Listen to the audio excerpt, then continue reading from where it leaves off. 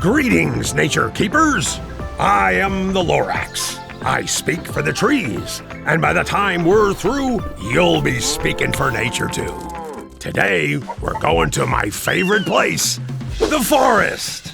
Forests are filled with trees and grow in almost every part of the world. I love the smell of my precious trees. So many animals call the forest their home, like raccoons, coyotes, foxes, and skunks. One of my favorite kinds of animals you can find in the forest are wolves. Wolves are carnivores. That means they eat mainly meat. But did you know that they're also very social creatures? They live and hunt together as a family called a wolf pack. Even though you should never approach a wolf in the wild, they need our protection. Lauren from the Lockwood Animal Rescue Center is here to tell us more. Lockwood Animal Rescue Center rescues a lot of wildlife, so things like wolves and coyotes and raccoons and foxes, macaws and Amazon parrots, horses, pigs, and we also have a skunk.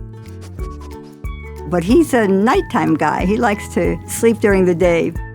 We take in these animals that otherwise would have nowhere else to go. This is nothing like the wild, but it also protects them from the dangers of being in the wild. There's a trade-off, but I think they're happy. Oh my gosh. That's what you get when you give love. Every ounce that you get back, especially from these guys who know that they've been rescued. Hi. Oh, my baby. He's such a good boy. Why do coyotes get such a bad rap? This beautiful animal, a pure wolf, came to us from one of those Hollywood movie animal programs, and he didn't want to act. He was like, this is not my choice of professions. And we're very grateful that he came here. What a gentle boy you are. Here, baby. Wolves are what's considered apex predators. They're the top of the food chain. Depending on what area they are, they might eat moose or elk, and they'll eat things like deer, and they make the herds run. And that keeps the herds healthy, and it also keeps the environment healthy because they move these animals away from the grazing grounds. Otherwise, the deer and the other animals would just eat everything up, and it is not good for the environment. Here he comes, here he comes. So when a wolf walks, they keep their head, their back, and their tail all in a one straight line. And they lope. They don't usually walk, they usually kind of trot. And that allows them to go long distances. They can go 20, 30 miles just on that trot. And it helps them to conserve energy. Hi, Esther. Hi, Mama Girl.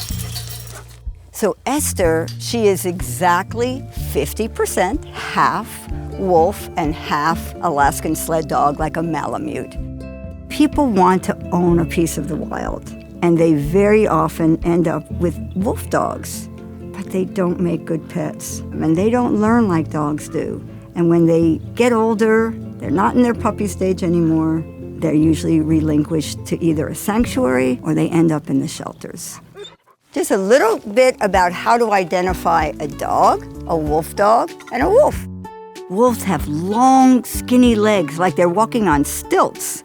Wolves do not bark. They howl. They have short, coarse fur.